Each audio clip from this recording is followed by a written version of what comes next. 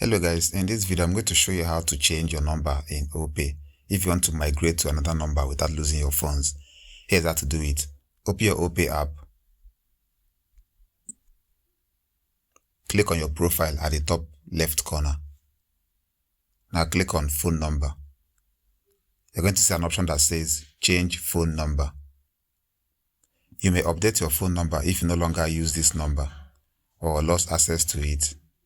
Once you have updated your phone number, you will no longer be able to use the previous number to access this account. Your 10-digit Opay account number will be changed to your new number without the first zero.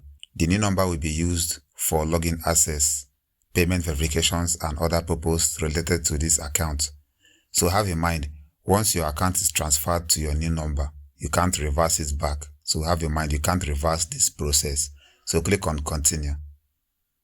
What you have to do is to input your new number and press next. They are going to send an OTP to your new number. You will put that OTP. Also, for some security reasons, they are also going to send an OTP to your old number. Then you also put that. After doing that, they are going to migrate to the new number without you losing your phones. So that's how you change your number on Opay. That's all for this video. See you guys in the next one.